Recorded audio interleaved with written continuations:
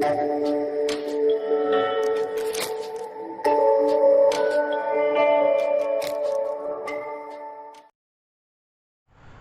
Morning students. आज हम NCERT के एक्सरसाइज प्रॉब्लम्स कर रहे हैं बेटा। तो हम बात करें तो आज हम फर्स्ट जो चैप्टर है एनसीईआरटी का, आपका फर्स्ट एक्सरसाइज जो है, ठीक है, इलेक्ट्रिक, ठीक है, इलेक्ट्रिक फोर्स एंड फील्ड, ठीक है बेटा, इलेक्ट्रिक चार्ज एंड फील्ड जो आपका है। तो फर्स्ट जो चैप्टर है आपका, हम उस फर्स्ट चैप्टर के एक्सरसाइज को आज कर रहे हैं बेटा, ठीक है। तो हम बात करते हैं एक्सरसाइज की प्रॉब्लम्स की, ठीक है बेटा। तो सबसे पहला जो एक्सरसाइज का सबसे पहला प्रॉब्लम है, तो हम पहले प्रॉब्लम की बात करते हैं। तो फटाफट एक्सरसाइज की क्वेश्चन देखिए बेटा आप लोग। तो सबसे पहला प्रॉब्लम क्या है बेटा एक्सरसाइज का पहला प्रॉब्लम से आपका बेटा, व्हाट इज द, ठीक है, what is the force between two small charge sphere having charge 2 × 10⁻⁷ coulomb and 3 × 10⁻⁷ coulomb placed at 30 centimetre apart, ठीक है।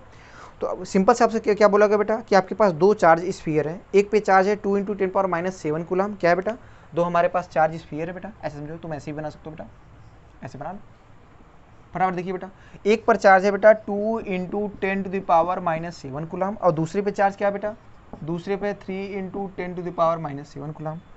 इन दोनों के बीच की दूरी आपको दिया है क्या, इनके बीच की दूरी जो है वो कितना दिया है बेटा, इनके बीच की दूरी r मैं मान लूँ तो वो आपको दिया है 30 सेंटीमीटर। कितना दिया है, 30 सेंटीमीटर। आपसे पूछा है इनके बीच लगने वाला इलेक्ट्रोस्टैटिक फोर्स, बताओ इस पर भी चार्ज प्लस है और इस पर भी चार्ज प्लस है, ठीक है बेटा। तो ध्यान से आप देखो, तो ये दोनों चार्ज प्लस है, तो बताओ अट्रैक्ट करेंगे रिपेल करेंगे, तो क्या करेंगे, रिपेल करेंगे। तो ये वाला चार्ज इस पे किधर फोर्स लगाएगा बेटा, इधर की तरफ। जितना ये इस पे फोर्स लगाएगा उतना ही क्या ये वाला भी इस पे फोर्स लगाएगा कि नहीं बेटा। फटाक से इस फोर्स की वैल्यू लिखते हैं, सब मालूम बेटा, फार्मूला लगाते हैं बेटा। तो याद है फोर्स का फॉर्मूला क्या होता है, K/Q1Q2/r², लेकिन चार्ज को किसके साथ रहते हैं, मैग्नीट्यूड के साथ। तो K क्या होता है बेटा, याद करो फॉर्मूला, K होता है 9 × 10⁹, Q1 पहला चार्ज क्या है बेटा 2 × 10⁻⁷ इंटू Q2 दूसरा क्या है बेटा 3 × 10⁻⁷, अपान इनके बीच की डिस्टेंस वो 30 सेंटीमीटर है ना। तो 30 सेंटीमीटर को क्या मीटर में बदलोगे कि नहीं बेटा, तो करते हैं बेटा। तो आपका हो जाएगा, सोचो 30 × 10⁻⁻², तो क्या लिखोगे इसको 3 × 10⁻⁻1, क्या इसका स्क्वायर बेटा। देखिए बेटा क्या होगा r²। तो ध्यान से अगर आप देखो तो चलो करते हैं फटाफट। तो यहाँ कितना हो गया बेटा, तो ये आपका आएगा 3 × 2 = 6, तो 9 × 6, और पावर का देख लेते हैं बेटा, पावर में कितना होगा 7 और 7 आपका कितना हो गया 14 हो गया बेटा। तो आपका बचा 10⁻⁻5। क्लियर है। अपन नीचे थोड़ा देख लेते हैं, तो 3 का स्क्वायर 9 आया बेटा, और 10⁻², तो 9 से 9 कैंसिल। फटाफट वैल्यू देखो तो आ रहा है 6 × 10⁻3। क्या ये न्यूटन का फोर्स है, खत्म आंसर। तो पहले क्वेश्चन का आंसर आ गया बेटा 6 × 10⁻3 न्यूटन, ठीक है। तो आपका ये पहला क्वेश्चन था बेटा, ठीक है। तो फर्स्ट चैप्टर अगर बोले जो आपका इलेक्ट्रोस्टैटिक है बेसिकली, ठीक है, आपको उस चैप्टर को एनसीईआरटी में अगर बेसिकली बोला जाए बेटा, तो उसको एनसीईआरटी में बेसिकली नाम चैप्टर का क्या है, थोड़ा मैं इसको देख लेता हूँ।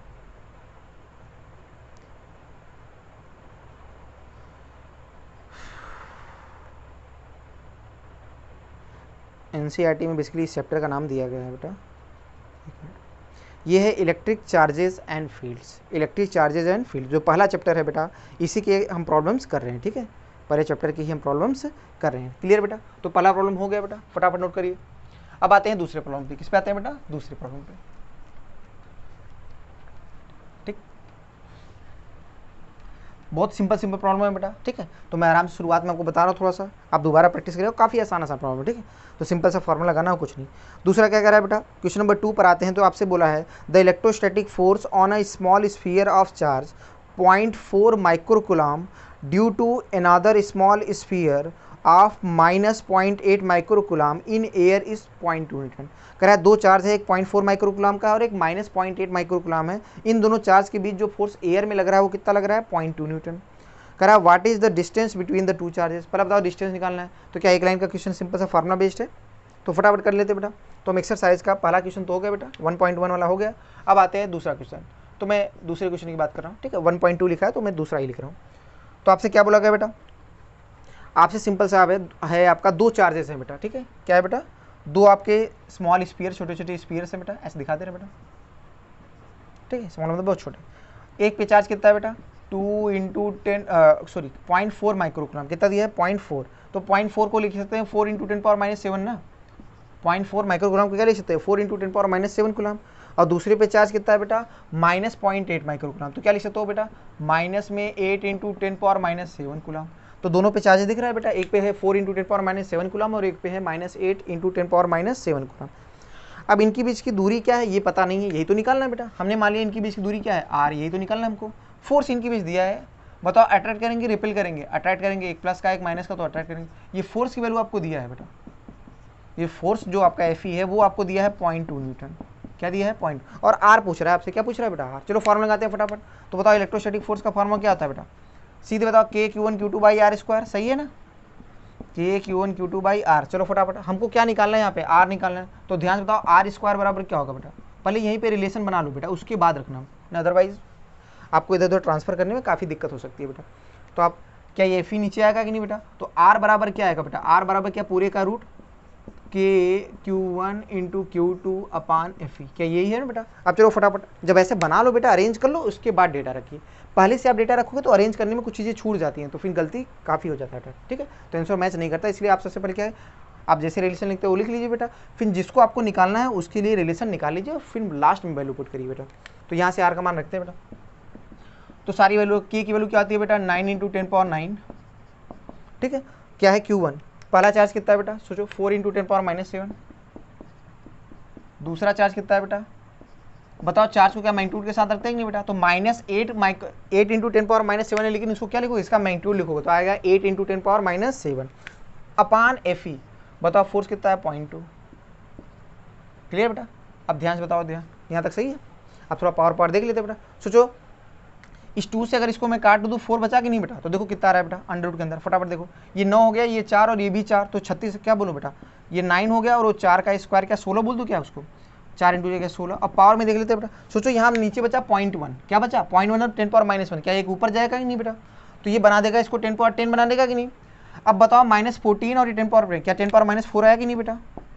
अब ध्यान से इसको देखो, फटाफट निकालते हैं। तो चलो 9 का स्क्वायर रूट कितना है? 3, 4 और 16 का क्या आएगा? 4 और 10⁻4 का आएगा 10⁻2, तो कितना आएगा बेटा? ये 12 × 10⁻2। इसी को हम क्या लिखते हैं? 0.12 मीटर आंसर। तो r की वैल्यू क्या आ गई बेटा? 0.12 मीटर, या इसको आप ऐसे लिख सकते हो 12 सेंटीमीटर भी लिख सकते हो।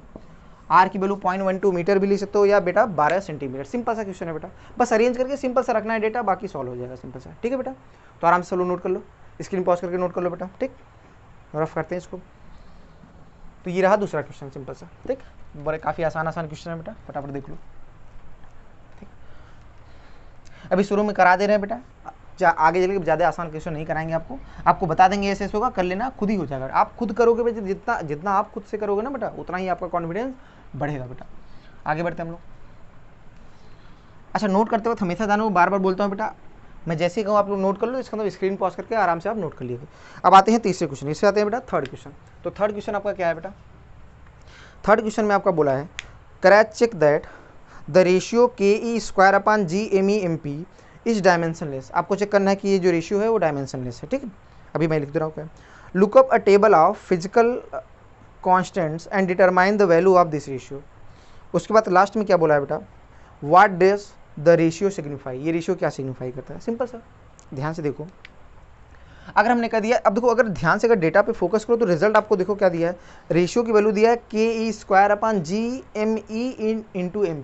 मतलब इलेक्ट्रॉन और प्रोटॉन का मास हो रहा है, इसका मतलब इलेक्ट्रॉन और प्रोटॉन के बीच की फोर्स की बात हो रही है ना बेटा।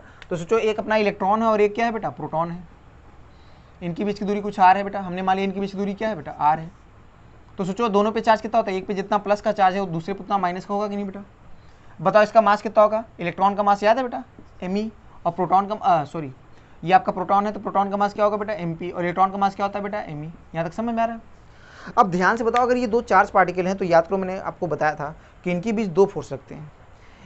एक तो लगेगा इलेक्ट्रोस्टैटिक फोर्स, और एक क्या लगेगा, चूंकि मासेस भी है तो ग्रेविटेशनल फोर्स भी लगेगा ना बेटा, दोनों फोर्स लगेंगे बेटा। तो देखते हैं उन बातों को। सोचो, इन दोनों के बीच जो इलेक्ट्रोस्टैटिक फोर्स लगेगा, क्या लगेगा? कौन सा फोर्स बेटा? Electrostatic force. वो किधर लगेगा बेटा? क्या अट्रैक्ट करेंगे तो वो इधर होगा, ऐसे इस पे भी। और साथ साथ और कौन सा फोर्स लगेगा? ग्रेविटेशन। क्या वो भी इधर होगा कि नहीं? तो ग्रेविटेशन फोर्स मैं यहाँ बता रहा हूँ। तो ये दो फोर्स लग रहे हैं इनके बीच, ठीक है बेटा? इलेक्ट्रोस्टैटिक फोर्स और ग्रेविटेशन। तो ध्यान से बताओ, अगर इलेक्ट्रोस्टैटिक फोर्स की वैल्यू मैं लिखूँ कितना होगा बेटा? फार्मूला लगाओगे KQ1 × Q2/r², क्या यही होगा कि नहीं बेटा?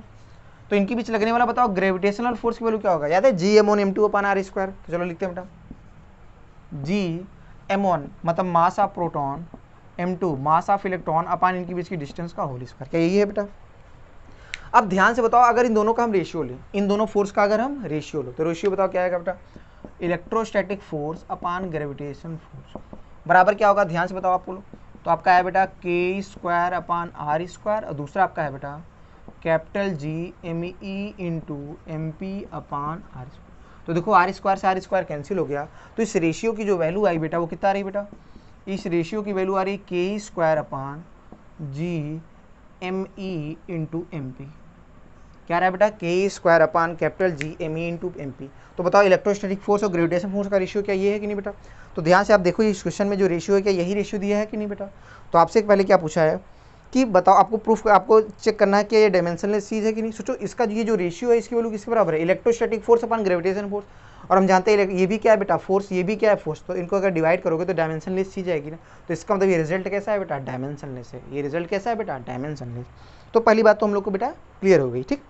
दूसरा क्या रहा है? Look up a table of physical constants and determine the value of this ratio. अब इस रेशियो की वैल्यू निकालनी बेटा। अब ध्यान से बताओ, यहाँ पे के का मान रखोगे, के याद है 9 × 10⁻⁹, ई याद है 1.6 × 10⁻−19 कूलम, जी होता है 6.67 × 10⁻11, मास ऑफ इलेक्ट्रॉन होता है 9.1 × 10⁻31, मास ऑफ प्रोटॉन होता है वो होता है 1.67 × 10⁻27। इन सब वैल्यू को आप रखना, ये मैं आपको होमवर्क दे रहा हूँ, ठीक है। अब ये थोड़ा आसान है, बस रखना ही है बेटा, ठीक है। डेटा सबको पता है, पहले भी मैंने आपको इलेक्ट्रोसिटी के लेक्चर देखो तो सबके मास बता दिए, जी का मान भी बता दिया। जी की वैल्यू होती है 6.67 × 10⁻11, 6.67 × 10⁻11, ये होता है बेटा। तो ये सारी वैल्यूज आप उठा के रख देना बेटा, उसके बाद निकाल लेना तो इस रेशियो की वैल्यू आ जाएगी। तो इस रेशियो की वैल्यू काफ़ी हाई आती है बेटा, लगभग 10⁻36 इस रेंज के आसपास आता है बेटा, इससे 40 के आसपास आता है बेटा, 36 या 40 के आसपास आता है। तो इस रेशियो की वैल्यू निकालोगे तो लगभग 10⁻36 के आसपास आएगा, ठीक है बेटा। तो इस रेंज का आता है। अब कह रहा है, इसका मतलब आप क्या समझते हैं, ये क्या सिग्निफाई कर रहा है? ये सिंपल सा ये सिग्निफाई कर रहा है कि इलेक्ट्रॉन और प्रोटॉन के बीच जो लगने वाला इलेक्ट्रोस्टैटिक फोर्स है वो ग्रेविटेशन फोर्स से कितने गुना ज़्यादा है? वो 10⁻36 गुना बहुत ज़्यादा है। 10⁻36 गुना क्या है बेटा? ज़्यादा है। इसका मतलब अगर इलेक्ट्रॉन प्रोटॉन के बीच जो अगर इलेक्ट्रोस्टैटिक फोर्स लग रहा है, इनके बीच अगर क्या इलेक्ट्रोस्टैटिक फोर्स रहा है और ग्रेविटेशन फोर्स लग रहा है, तो हम कौन सी फोर्स को निग्लिजिबल मान सकते हैं? ग्रेविटेशन, क्योंकि वो कितने गुना छोटा है? वो 10⁻10⁻36 गुना छोटा है। तो क्या हम इसको निग्लिजिबल मान सकते हैं? यही ये चीज़ सिग्निफाई करता है। यही कैसे? तो सिग्निफाई क्या करता है बेटा कि जो आपका इलेक्ट्रोस्टैटिक फोर्स है, आप इस रेशियो को निकाल लेना, तब बताना बेटा this is much larger than the gravitational force. इस रेशियो को निकालना बेटा। ये डेटा सबको पता है, के होता है 9 × 10⁻9, ई होता है 1.6 × 10⁻19, जी होता है 6.67 × 10⁻11, मास ऑफ इलेक्ट्रॉन होता है 9.1 × 10⁻31, मास ऑफ प्रोटॉन होता है 1.67 × 10⁻27। सारी डेटा आप रखना बेटा, आराम से आपसे सॉल्व हो जाएगा बेटा, ठीक। आगे बढ़ते हैं, तो ये कर लोगे आप लोग बेटा, सिंपल सा, ये आप पे छोड़ रहा हूँ बेटा, आसान है। अब आते हैं अगले क्वेश्चन पे, ठीक। हटाते हैं बेटा इसको। अब क्वेश्चन नंबर 4 की बात करते हैं, रफ नोट कर लो सब लोग, ठीक।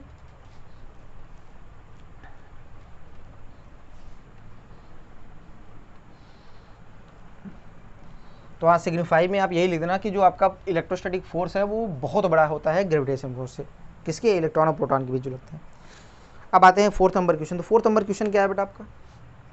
हम बात करें 4th नंबर क्वेश्चन, तो 4th नंबर आपसे क्वेश्चन बोला है, मैं पढ़ लेता हूँ इस क्वेश्चन को। क्वेश्चन क्या है? इसमें 2 पार्ट है बेटा। कितने पार्ट है? 2। ए पार्ट इसका कह रहा है explain the meaning of the statement electric charge of a body is quantize. तो बताओ electric charge on a body is quantize का मतलब क्या होता है? मैंने बताया था ना, Q बराबर ±N। मतलब किसी बॉडी पर जो चार्ज होता है वो इलेक्ट्रॉन्स के रूप में होता है बेटा। मतलब वो क्या होगा बेटा? वो E के इंटीग्रल मल्टीपल में होगा। किस में होगा बेटा? E के इंटीग्रल मल्टीपल होगा। यही मतलब होता है बेटा कि किसी बॉडी पे जो चार्ज होता है इलेक्ट्रॉन्स के रूप में होता है। किस रूप में होता है बेटा? इलेक्ट्रॉन्स के रूप में होगा। तो इसका मतलब किसी बॉडी पे जो चार्ज होगा या तो E का होगा, या तो 2E, या तो 3 ± कुछ भी हो सकता है। E 2E 3 4E 5E ऐसा थोड़ी होगा फ्रैक्शन में मल्टीपल हो जाएगा। तो ये फ्रैक्शन में होगा, तो चूंकि हमने आपको बताया था बेटा कि जो फंडामेंटल चार्ज होता है वो E से छोटा चार्ज पॉसिबल नहीं है, इसलिए कभी फ्रैक्शनल मल्टीपल में हो नहीं सकता। हमेशा किस में होगा बेटा? इंटीग्रल मल्टीपल में। इसीलिए बताया कि जो क्वांटाइजेशन ऑफ चार्ज का सिंपल सा मतलब क्या है कि किसी बॉडी में जो चार्ज होगा वो E के इंटीग्रल मल्टीपल के रूप में ही एग्जिस्ट करेगा। यही पॉइंट्स आपको सिंपल सा लिखना है, ठीक। और साथ साथ रिलेशन लिख देना, Q बराबर ±NE, ठीक है। ये आपका।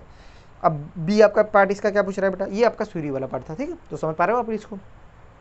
इसका जो बी पार्ट है क्वेश्चन नंबर 4 का कर रहा है why can one ignore quantization of charges, quantization of electric charges when dealing with macroscopic that is large scale charges. Simple सा बात है कि अगर हम बात करें, देखो अगर आपने पढ़ा होगा क्वांटाइजेशन तो क्यू बराबर प्लस माइनस ही नहीं, मतलब किसी बॉडी पे जो चार्ज होता है इलेक्ट्रॉन्स के रूप में। लेकिन जब हम बहुत हैवियर चार्ज की बात करें, जैसे कूलाम से जो चार्ज की बहुत बड़ी यूनिट होती है बेटा, अच्छी खासी यूनिट। अगर हम आपने शायद आपने डेटा भी देखा होगा, जब किसी भी बॉडी पे हम चार्ज देखते हैं तो माइक्रो कूलाम में, ज़्यादातर डेटा क्या होता है माइक्रो कूलाम में होता है। क्यों? क्योंकि कूलाम जो होता है वो चार्ज की बहुत बड़ी यूनिट है। तो क्वेश्चन में यही बोला है बेटा कि अगर किसी बॉडी पे चार्ज हैवियर हो, क्या हो बेटा, मतलब कूलम्स में चार्ज हो, किस में हो बेटा, कूलम्स में। तो सोचो एक कूलाम का चार्ज कितना होता है, याद है? एक कूलाम चार्ज मतलब होता है 6.67 into 10 power minus 6.67 into 10 to the power 18 electron के आसपास होता है। इतने इलेक्ट्रॉन ट्रांसफर होंगे तब जाके कितना चार्ज आएगा बेटा, एक कूलाम आता है।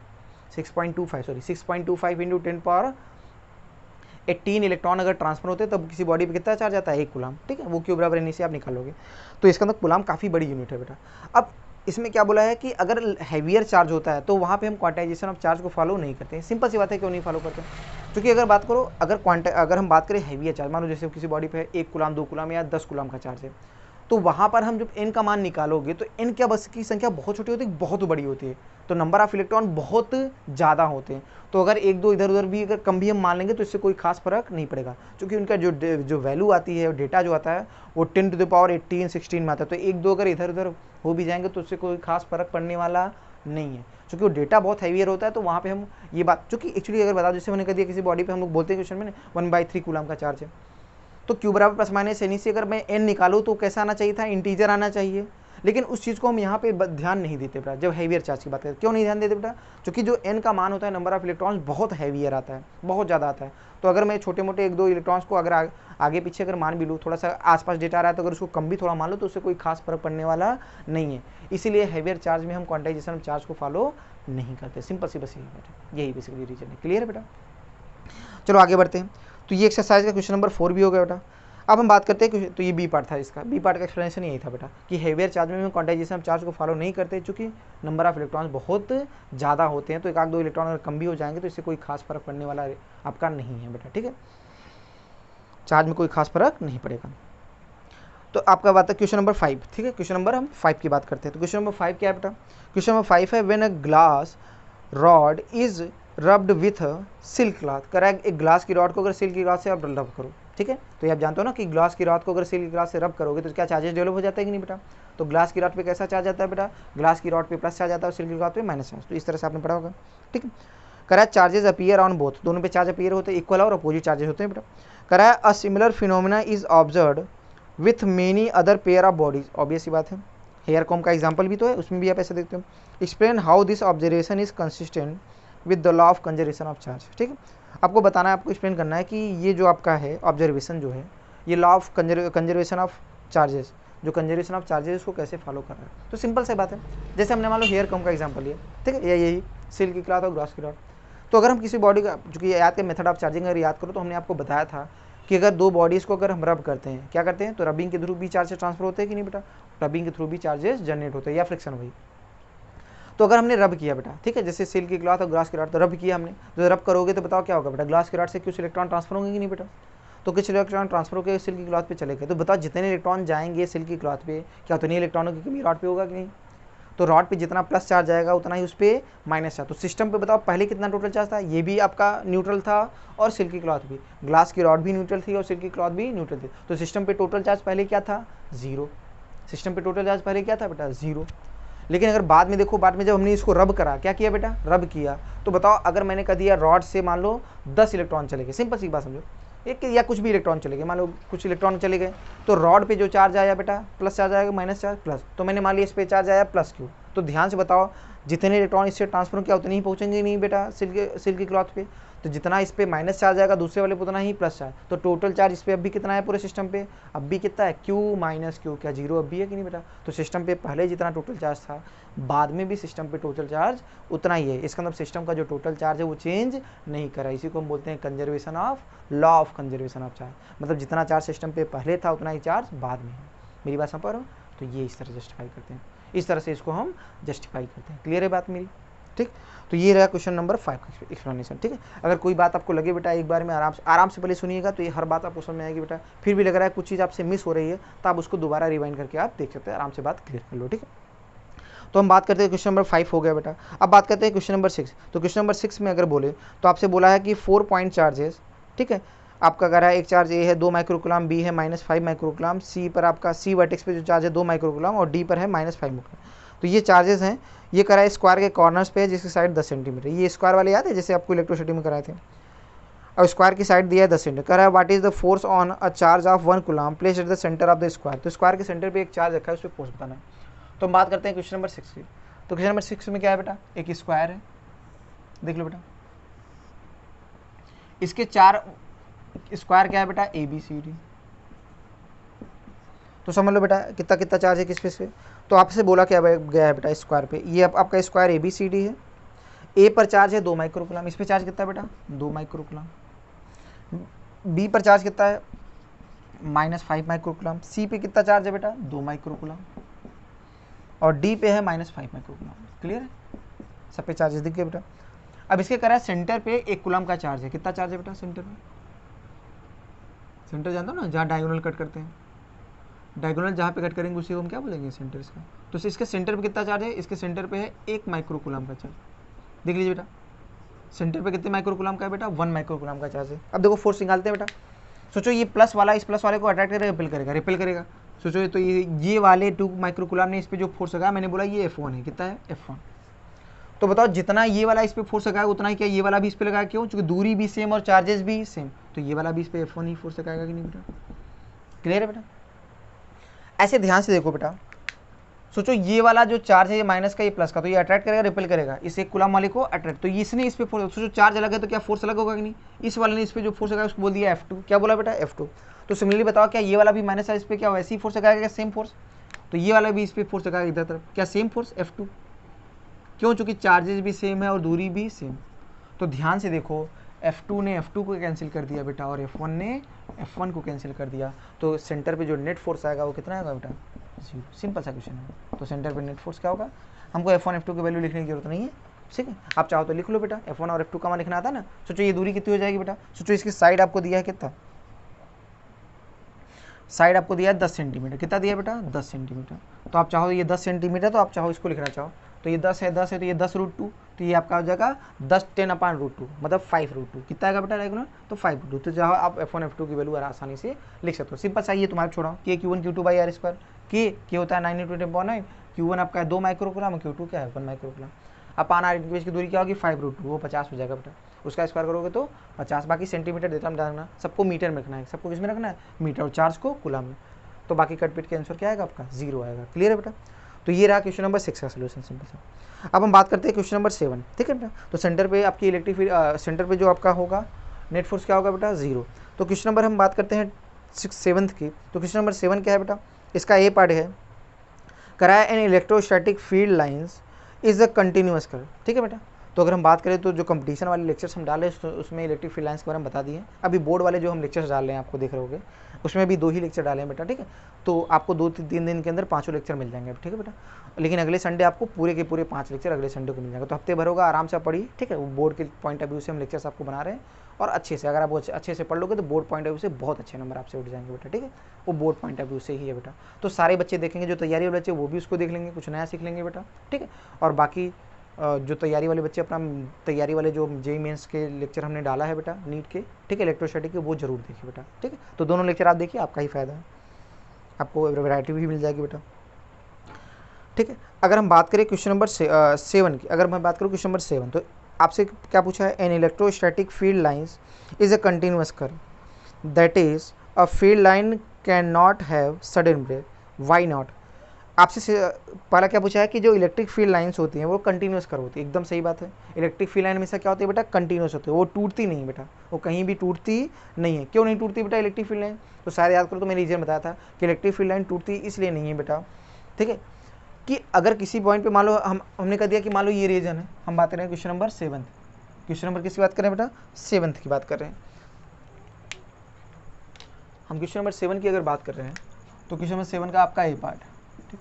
तो आपसे जैसे हमने कह दिया कि मान लो यहाँ इलेक्ट्रिक और ये टूटी है, मान लो अगर कहीं पे इलेक्ट्रिक फील्ड लाइन से अगर टूटी, अब टूटना 2 तरह का है, या तो ऐसे हो या तो स्टेप, इसको बोलते हैं पॉइंट डिसकंटिन्यूटी, और एक होता है स्टेप। तो 2 तरह से टूटना होता है, तो कोई भी हो चाहे जैसे। तो अगर यहाँ पे टूटा तो इसका मतलब क्या होगा बेटा, अगर ग्राफ टूटा तो इसका मतलब क्या होगा कि बताओ, अगर सोचो हमने कह दिया इस रीजन में हर जगह इलेक्ट्रिक फील्ड है, इस रीजन में हर जगह इलेक्ट्रिक फील्ड है, तो बताओ अगर इस रीजन में हर जगह इलेक्ट्रिक फील्ड है तो इसका मतलब हर एक पॉइंट पे इलेक्ट्रिक फील्ड की कुछ ना कुछ वैल्यू होगी कि नहीं बेटा। हर एक पॉइंट पे इलेक्ट्रिक फील्ड, मान लो कोई भी चार्ज के कारण मान लो इस पॉइंट पे इलेक्ट्रिक फील्ड है तो इसका तो इसके हर एक पॉइंट पे इलेक्ट्रिक फील्ड का कुछ ना कुछ मान होना चाहिए बेटा। लेकिन सोचो यहाँ पर क्या हो रहा है, इस वाले पॉइंट पे क्या इलेक्ट्रिक फील्ड एब्सेंट है कि नहीं। टूटने का मतलब है इस वाले पर्टिकुलर पोजीशन पे इलेक्ट्रिक फील्ड की कोई वैल्यू या इलेक्ट्रिक फील्ड एग्जिस्ट ही नहीं कर रहा है। वैल्यू छोड़ो, वैल्यू होता तो मान लो जीरो भी हो सकता है, लेकिन अगर ध्यान से बताओ इस पॉइंट पे क्या है, इलेक्ट्रिक फील्ड एग्जिस्ट ही नहीं कर रहा है, इलेक्ट्रिक फील्ड लाइन है ही नहीं। अगर इलेक्ट्रिक फील्ड लाइन नहीं मतलब यहाँ पे कोई इलेक्ट्रिक फील्ड है ही नहीं बेटा, यहाँ पर कोई इलेक्ट्रिक फील्ड, अगर हम बात करें इलेक्ट्रिक फील्ड अगर कहीं पे है तो इसका मतलब हर रीजन में इलेक्ट्रिक फील्ड का कुछ ना कुछ मान होगा। लेकिन अगर ये वाला पॉइंट एब्सेंट है मतलब यहाँ पर इलेक्ट्रिक फील्ड की कोई वैल्यू नहीं है। तो बताओ अगर किसी रीजन में अगर इलेक्ट्रिक फील्ड है तो क्या ऐसा हो सकता है किसी पॉइंट पे इलेक्ट्रिक फील्ड एब्सेंट हो, क्या ऐसा पॉसिबल है? ऐसा पॉसिबल नहीं है। इसीलिए कभी भी इलेक्ट्रिक फील्ड लाइन डिसकंटिन्यूअस नहीं, टूटती नहीं बेटा, ये रीज़न है बेटा। तो आप यही लिखोगे इलेक्ट्रिक फील्ड लाइन डिसकंटिन्यूअस नहीं होती। क्यों नहीं होती बेटा?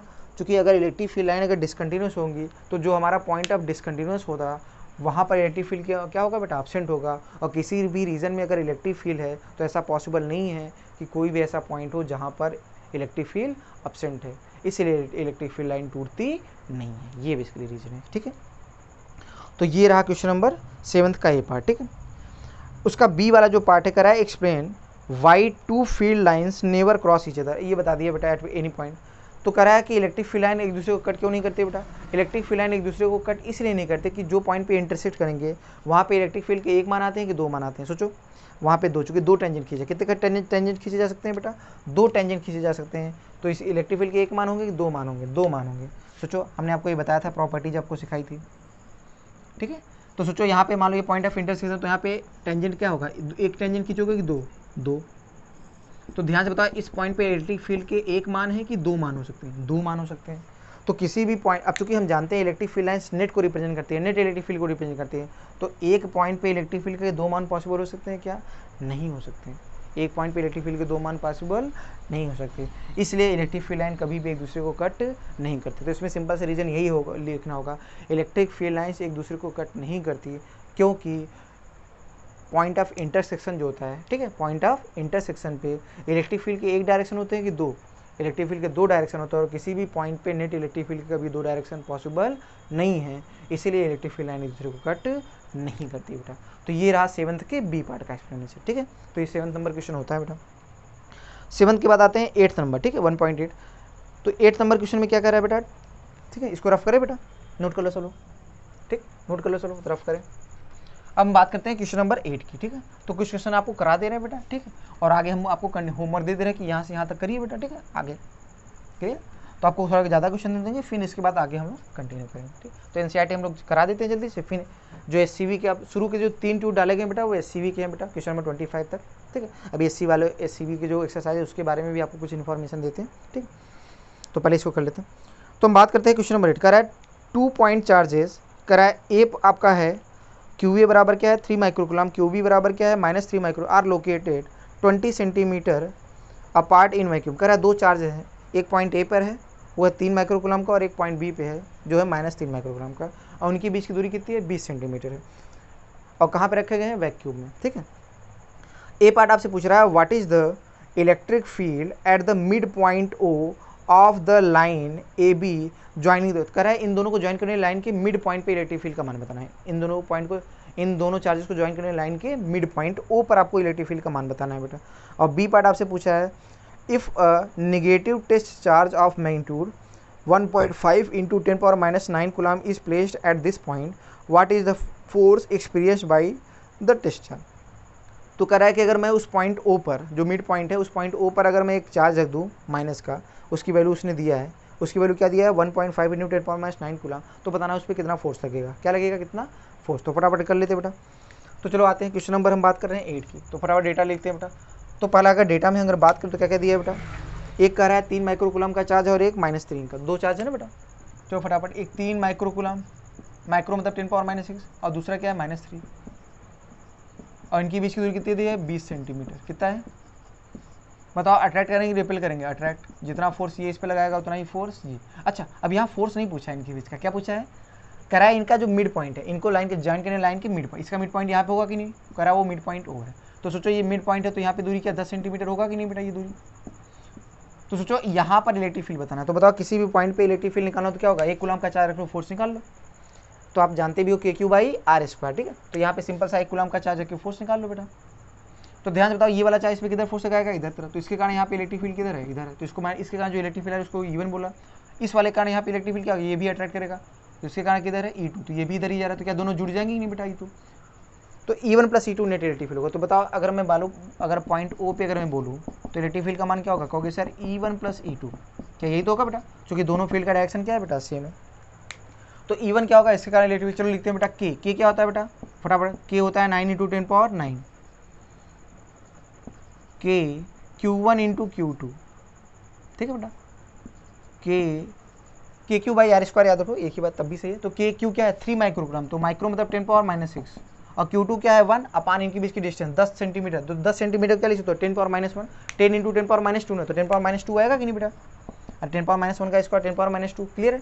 ये E1 हो गया, और E2 कितना होगा बेटा बताओ, E2 होगा इस वाले चार्ज का इस पे, तो बताओ जितना फोर्स ये वाला इस पे लगा रहा है इधर तरफ उतना ही सेम, क्योंकि बस नेचर बस माइनस का है ना बेटा, तो ध्यान से क्या सेम सेम वैल्यू लिख दूँ कि नहीं, तो मैं क्या करूँ सिंपल सा, क्या E1 E2 बराबर ही होंगे बेटा, तो सेम डेटा लिख दे रहा हूँ। अच्छा 9 × 10⁻9 ये तो के हो गया, Q1 चार्ज कितना है 3 माइक्रोग्राम, 3 × 10⁻6, क्लियर है माइक्रो, अपान इनके बीच की दूरी तो 10 ही होगा बेटा 10⁻6, क्या सेम सेम डेटा है, तो एक का निकाल के दोनों भी कर सकते थे, ठीक। तो फटाफट करते हैं, तो ध्यान से बताओ कितना होगा, ये 9 × 27 हो जाएगा बेटा, पावर में देखें तो यहाँ 2 कैंसिल हो जाएगा, कितना कैंसिल हो जाएगा 2, तो 4 बचा कि नहीं बेटा, तो 10 में से 4 गया 5, तो आपको अगर सीधे बोलूँ तो 27, अब सीधे बोल दो क्या 27 × 54 हो जाएगा, 54 × 10⁵, ठीक है। तो क्या मैं इसको लिखना चाहूँ, क्या इतना न्यूटन आ गया कि नहीं बेटा, सीधे सॉरी इतना न्यूटन पर कूलम, इलेक्ट्रिक फील्ड की यूनिट क्या होती है न्यूटन पर कूलम, तो या इसको मैं लिखना चाहूँ तो 5.4 × 10⁻6 न्यूटन पर कूलम, ये इलेक्ट्रिक फील्ड की वैल्यू आई बेटा। तो इसके अंदर पॉइंट ओ जो आपका मिड पॉइंट है उस पर इलेक्ट्रिक फील्ड की वैल्यू क्या है 5.4 × 10⁻6 न्यूटन पर कूलम, हो गया बेटा। अब ध्यान से आप देखो, आपसे दूसरा क्या पूछा है, कह रहा है कि वहाँ पर एक चार्ज हमने रख दिया टेस्ट चार्ज, तो उस पर फोर्स बताना है, एक वहाँ पे टेस्ट चार्ज रख दिया तो उस पर क्या पूछा है फोर्स। तो ध्यान से आप देखो तो चार्ज की वैल्यू कितनी है बेटा, चार्ज की वैल्यू है 1.5 इंटू, तो जैसे याद करो फोर्स बराबर क्या होता है Q × E, तो जो आपको चार्ज रखा गया वहाँ पे चार्ज की वैल्यू है 1.6, चार्ज की वैल्यू है 1.5 × 10⁻⁻9, नेगेटिव चार्ज है, कैसा चार्ज है, सोचो अगर यहाँ पे नेगेटिव चार्ज रखोगे तो बताओ इलेक्ट्रिक फील्ड तो इधर है, लेकिन अगर नेगेटिव चार्ज रखोगे तो फोर्स किधर लगेगा, इधर की तरफ लगेगा। तो ध्यान रखना इस पॉइंट पर अगर हम नेगेटिव चार्ज रखेंगे तो इस पर फोर्स लगेगा पीछे की तरफ, तो मैं इस डायरेक्शन को बता रहा हूँ। तो आपकी वैल्यू भी है 1 पॉइंट, तो चार्ज की वैल्यू क्या फोर्स क्या होगा Q × E, तो Q क्या है 1.10⁻9 into E, electric field value क्या है बेटा 5.4 × 10⁻6, इतना न्यूटन का फोर्स है। और डायरेक्शन किधर होगा आगे की पीछे, अगर मैं इस हिसाब से देखूँ तो किधर तरफ होगा पीछे तरफ, तो डायरेक्शन आपको क्लियर है बेटा, नेगेटिव चार्ज होगा तो opposite to the electric field, चाहे आप लिख देना opposite to the electric field, ठीक है। तो ऐसे भी लिख सकते हो, या आप माइनस भी दिखा सकते हो, ठीक है, माइनस में दिखाने मतलब अपोजिट है और कुछ नहीं, तो माइनस ना दिखाओ अच्छा नहीं है, आप ऐसे लिख दो opposite to the electric field, क्योंकि माइनस का चार्ज। अब गुणा कर लेते हैं बेटा, तो चलो गुणा करो, तो 15 और 5.4 का करो गुणा, तो कितना आएगा बेटा 15 चौका 60 आ गया, 0 6, 15 × 5 = 75, 75 और 6 कितना हो जाएगा बेटा 81, ठीक है बेटा, क्या आएगा 81, तो लगभग आएगा वैल्यू 8.1 × 10⁻, देख लेते हैं बेटा कितना आएगा 10⁻3, तो इतना न्यूटन आएगा लगभग, क्लियर है। तो आप देख लेना गुणा भाग करके देख लेना बेटा, हो सकता हो गुणा भाग करने में थोड़ी सी चूँकि कर ही रहे हैं ऐसे, तो 15 चौका 60 0, 15 × 5 = 75, 75 और 6 सही 81, तो आपकी वैल्यू क्या है बेटा 8.1 × 10⁻3 मीटर, ये आपका आंसर है बेटा, ये क्वेश्चन नंबर 8 का आंसर, क्लियर है। आगे बढ़ते हैं, क्वेश्चन नंबर 8 हो गया बेटा। अब हम बात करते हैं क्वेश्चन नंबर, ठीक है, ये थोड़ा सा समझ पा रहे हो, क्लियर। अभी आसान क्वेश्चन है, पूरे एक्सरसाइज में काफ़ी आसान प्रॉब्लम है बेटा, ठीक है, क्लियर है। हटाओ इसको, रफ कर लो, ठीक है, नोट कर लो आप लोग, रफ करते हैं बेटा।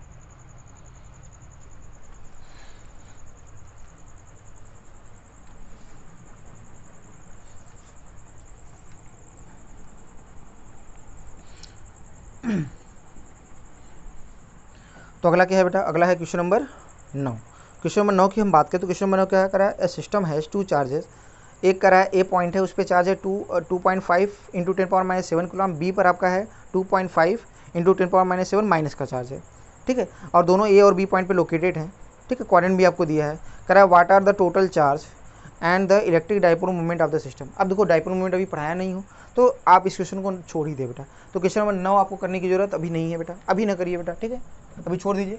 जैसे हम आपको डाइपोल मोमेंट पढ़ाएंगे तो फटाक से हम क्वेश्चन नंबर 9 पे हम आ जाएंगे बेटा, तो उसको हम दोबारा कराने को तो करा दे अभी, लेकिन अभी आपको पढ़ाया नहीं तो आपको समझ में थोड़ा शायद कम है। तो क्वेश्चन नंबर 9 आपको छोड़ना है बेटा, अभी टिक कर लीजिए, वहाँ क्वेश्चन नंबर 9 पे आप टिक कर लीजिएगा बेटा, ठीक है। तो आपको जब हम इलेक्ट्रिक डाइपोल पढ़ा देंगे तो वहाँ पे फटाक से क्वेश्चन नंबर 9 आप खुद ही कर लोगे, ठीक है। उसके बाद आपसे क्या आपसे अगला क्वेश्चन है टेंथ क्वेश्चन क्या है बेटा, वो भी इलेक्ट्रिक डाइपोल का है, तो उसको भी आप स्किप कर दीजिए। तो 9 और 10 आपको नहीं करना है, ठीक है बेटा। क्वेश्चन नंबर 11 की हम बात करते हैं। क्वेश्चन नंबर 11 क्या है बेटा, an polythene piece rubbed with wool is found to have a negative charge. करा एक पॉलीथीन को, ठीक है, वो जो वुल है, वुल, ठीक है, उसके साथ रब किया गया, ठीक है, वुल ऊन बोलते हैं ना उसको, तो रब किया गया तो करा उस पर जो नेगेटिव चार्ज आया वो 3 × 10⁻⁷ कूलम है, ठीक है बता। तो बता एक पर जितना नेगेटिव आएगा दूसरे पर उतना ही पॉजिटिव चार्ज आएगा कि नहीं बेटा, यही तो कंजर्वेशन ऑफ चार्ज है, जितना प्लस माइनस। तो करा estimate the number of electron transferred, करा estimate the number of electron transferred from, ठीक है। तो आपको बताना है कि किससे इलेक्ट्रॉन ट्रांसफर हुआ किस में, ठीक है। तो ध्यान से बताओ किस पर नेगेटिव चार्ज आ रहा है बेटा, किस पर नेगेटिव चार्ज आ रहा है, ध्यान से देखो बेटा। करा polythene piece rubbed with wood is found to be have negative charge, ठीक है।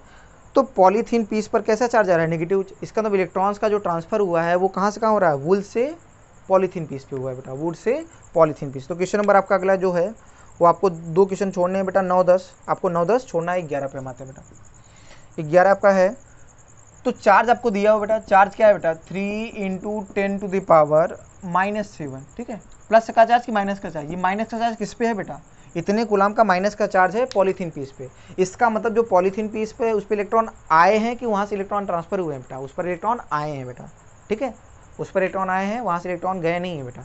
और तो कहाँ से इलेक्ट्रॉन गए हैं, इलेक्ट्रॉन जो गए हैं वुल से गए हैं, कहाँ से गए हैं, वुल से। तो वुल से इलेक्ट्रॉन का ट्रांसफर हुआ कहाँ पर बेटा, वुल से इलेक्ट्रॉन्स का जो ट्रांसफर हुआ वो हुआ पॉलीथीन पीस पे, ठीक है। तो आपको चार्ज आपको दिया है, अब करा है नंबर ऑफ इलेक्ट्रॉन निकालना है सिंपल से। तो नंबर ऑफ इलेक्ट्रॉन का फॉर्मूला क्या होगा, क्यू बराबर, याद है बेटा, प्लस माइनस एन, तो यहाँ माइनस चार्ज है तो माइनस एन ही लगाओ बेटा।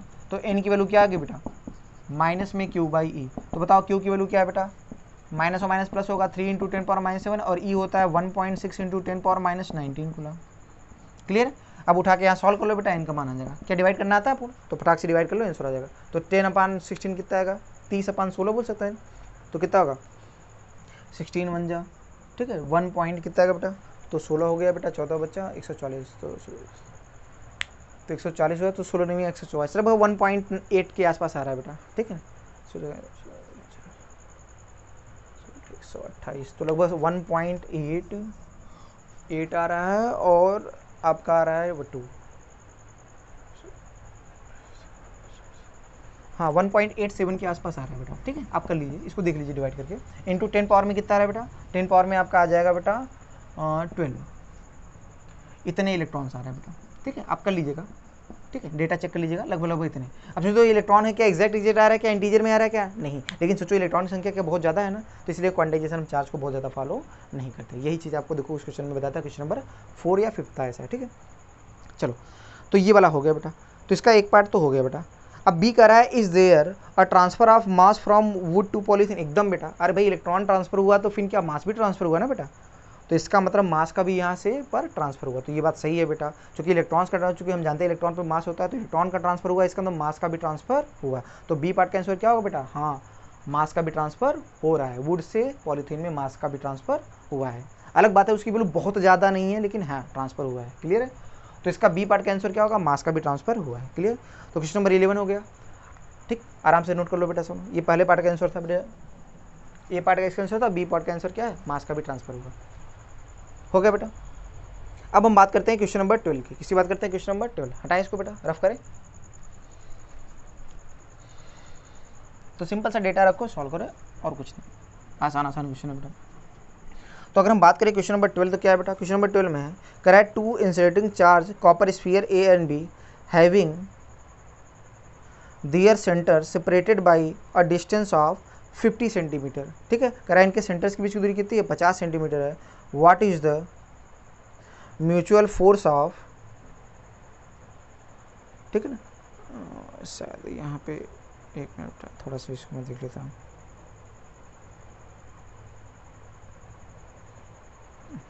क्वेश्चन नंबर हम 12 की बात करें तो क्या बोला गया, two insulating copper spheres A and B having their centre separated by 50 centimetre, इनके सेंटर के बीच की दूरी क्या है 50 centimetre. What is the mutual force of electrostatic repulsion, इनके बीच करा है कितना रिपल्सन का फोर्स लगेगा कि, अब फिर उसके बाद क्या बोला, if the charge on each is 6.5 into 10 power, तो कह रहा है कि हर स्फीयर पे जो चार्ज है वो बेटा कितना है 6.5 इंटू 10 पावर -7 कूलम है। तो बताओ अगर हर स्फीयर पे चार्ज, अब ये क्वेश्चन नंबर 12 है बेटा, इसका ये पार्ट अभी देख रहे हैं। तो देखो हर अब देखो दोनों पे चार्ज करा है, दो स्फीयर्स है बेटा, एक पर कितना चार्ज है बेटा, दोनों स्फीयर पे सेम चार्ज है, तो चार्ज क्यू की जो वैल्यू है वो कितना है बेटा, वो आपको दिया है 6.5 into 10 to the power -7 coulomb.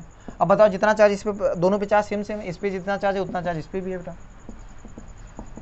6.5 into 10 power -7, ठीक है। इनके सेंटर्स के बीच की दूरी भी दिया है बेटा, इनके सेंटर्स के बीच की दूरी कितना दिया है बेटा, देख लेते हैं बेटा, 50 सेंटीमीटर। तो r बराबर आपका है बेटा 50 सेंटीमीटर, क्लियर, इनके बीच की दूरी भी दिया है। अब ध्यान से अगर आप देखो, आपसे पूछा है बताओ, अब बताओ ये दोनों चार्ज प्लस के हैं कि माइनस के, दोनों प्लस के हैं बेटा, तो अट्रैक्ट करेंगे रिपेल करेंगे, तो ये इस पर फोर्स लगा इधर की तरफ, तो एक दूसरे को ये दोनों क्या करेंगे रिपेल, तो फोर्स की वैल्यू क्या लिख सकते हैं इनके बीच जो रिपल्सन का फोर्स लगेगा उस फोर्स की वैल्यू बता सकते हैं कि नहीं, तो कितने आएगा, तो फोर्स की वैल्यू आएगी के Q1 Q2 by are square, तो के Q1 क्या होगा बेटा, के की वैल्यू होगी 9 इंटू 10 पावर 9, ठीक है, Q1 कितना होगा 6.5 इंटू 10 पावर -7, Q2 भी क्या सेम यही होगा कि नहीं, अपान इनके बीच की डिस्टेंस का होल स्क्वायर, तो डिस्टेंस क्या होगा बेटा 5 इंटू 10 टू द पावर, क्या मीटर में बदलेंगे, ध्यान रखना बेटा, तो ये वैल्यू रहा बेटा। तो यहाँ से आप इसको सॉल्व कर लेंगे बेटा, अब सिंपल सा गुणा भाग है बेटा, ठीक है, आसानी से आप इसको सॉल्व कर लीजिएगा, ये आप पे छोड़ रहा हूँ बेटा, तो यहाँ से आपका आंसर किस में आ जाएगा, न्यूटन में, सिंपल सा है बेटा, ये सिंपल सा कैलकुलेशन ही है, आप इसको कर लीजिएगा, ठीक है। उसके बाद आपसे इसमें पूछा क्या है बेटा, करा द रेडियाई ऑफ, हाँ करा रेडियाई को हम इसके करा रेडियस को अगर हम नेग्लिजिबल माने, ठीक है, ऑब्वियस बात है, तभी ऐसा लगा सकते हो सिंपल से। अब इसका बी पार्ट कह रहा है, what is the force of repulsion if each sphere is charge double of the above amount, सोचो इस पे चार्ज अगर डबल कर दूँ, सोचो इस पे भी डबल कर दो, इस पे भी डबल कर दो, तो अगर डबल इस पे चार्ज दोनों में डबल हो गया तो फोर्स कितना होगा 4 गुना हो जाएगा। सोचो यहाँ पर इस चार्ज डबल कर दो, यहाँ भी डबल कर दोगे तो 2Q इंटू 2Q होगा ना, तो इस वाले फोर्स का 4 गुना, तो बस यहाँ पर लिख देना कि फोर्स क्या होगा बेटा 4 टाइम्स हो जाएगा। क्या लिखना है बेटा, फोर्स कैसा होगा, बी पार्ट का आंसर क्या होगा बेटा, फोर्स कैसा होगा 4 टाइम्स हो जाएगा। अच्छा कुछ और बोला इसमें, सॉरी बेटा देख लो, करा है कि charge double the above amount and the distance between them is half. अच्छा करा है कि चार्ज अगर मैं डबल कर दूँ डिस्टेंस हाफ कर दूँ तो क्या फ़र्क पड़ेगा, सोचो अगर ध्यान से देखो, अगर मैं चार्ज डबल करूँगा तो ये 2Q होगा, ये भी 2Q होगा, तो 4Q तो ऊपर आ गया बेटा एक्स्ट्रा, और अगर ये हाफ करोगे तो बताओ r/2 का स्क्वायर, तो बताओ 4 और ऊपर आ गया, तो 4 क्या 16 टाइम्स हो गया कि नहीं बेटा, तो यहाँ पे आप निकाल के देखना, ये आप पे छोड़ा बेटा, सिंपल सा है, उसको मैं अलग से यहाँ समझा दूँ ना बेटा तो आप समझ जाओगे बेटा। सोचो अगर इस फोर्स को अगर मैं लिखना चाहूँ तो वास्तव में इस फोर्स ये Fe क्या है बेटा, Fe तो आपका यही है ना, KQ²/r², यही तो है ना बेटा, बाकी सबकी वैल्यू आपने रखा है। अब जो नया जो फोर्स आ रहा है वो कितना हो जाएगा बेटा, अगर मैं बोलूँ F1 है तो चार्ज क्या हो रहा है डबल हो जा रहा है बेटा, तो 2Q का होल स्क्वायर और r क्या हो रहा है r/2 हो जा रहा है। बताओ ध्यान से बताओ कितना, 2 का स्क्वायर 4, 4 16 आ जाएगा नहीं बेटा, तो KQ², ये बात है आपको सिखा रहा था। तो पुराने वाले फोर्स का जो नया फोर्स आएगा इसको मैं F1 बोल दूँ, तो नया वाला फोर्स क्या पुराने फोर्स का 16 गुना हो जाएगा कि नहीं, बस यही बात है। इसका मतलब अगर मैं चार्ज को डबल कर दूँ और डिस्टेंस को हाफ कर दूँ तो फोर्स 16 गुना, तो इसको कैलकुलेट करना 16 से मल्टीप्लाई कर देना, तो अगले वाले पार्ट का बी पार्ट का आंसर है बेटा, ठीक है।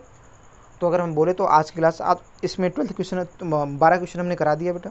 तो आपका होमवर्क इसके बाद क्या है बेटा, आपको करके आना होगा, ठीक है। इसके बाद की अगर मैं क्वेश्चंस की बात करूं तो आपको क्वेश्चन नंबर 13 और 14 भी कर लेना है बेटा, ठीक है। उसके बाद के जो है वो गॉस लॉ से रिलेटेड ज़्यादातर है बेटा, तो अभी इनको नहीं, जब हम पढ़ा देंगे तो फिर उसके आगे हम लोग कंटिन्यू करेंगे यहाँ पे, ठीक है। तो आप इसके आगे बस 13-14 नंबर क्वेश्चन करके आएंगे, कौन सा 13 एंड 14 नंबर क्वेश्चन, तो ये 2 क्वेश्चन आपको करके आने हैं, ठीक है। तो हम क्लास यहीं पर ओवर करते हैं बेटा, ठीक है। तो अब हम बात करें इसके बाद हम लोग SCB के, ठीक है, SCB के प्रॉब्लम्स पे सीधे आएंगे बेटा। तो हमने NCERT में लगभग वहाँ तक करा दी जितना भी पढ़ा है। उसके बाद हम किस पे आएंगे बेटा, इसके बाद हम आएंगे SCB का। तो अगला जो आपका ट्यूट लेक्चर होगा उसमें हम लोग SCB के प्रॉब्लम्स को डिस्कस करेंगे बेटा। तो जिन बच्चों ने SCB के प्रॉब्लम किए तो मैं बता दूं कि क्वेश्चन नंबर 30 तक हमने बताया था, तो 35 तक वो अटेम्प्ट कर लेंगे, क्वेश्चन नंबर 35 तक वो अटेम्प्ट कर लेंगे और इन्फॉर्म करेंगे कौन कौन सा डाउट हो रहा है। तो अगले ट्यूट में हम लोग SCB के आगे क्वेश्चन को आगे कंटिन्यू करेंगे। तो ये एनसीईआरटी के बेसिकली शुरुआत के 12th प्रॉब्लम 12 प्रॉब्लम से, जिसमें से हमने क्वेश्चन नंबर आपको 2 छुड़वाया बेटा, 9 और 10 वो डाइपोल्स के थे, तो उनको हम बाद में जब डाइपोल पढ़ा देंगे तो आपको करा देंगे बेटा। तो आज की क्लास हम लोग यहीं पे बेटा ओवर करते हैं। ठीक।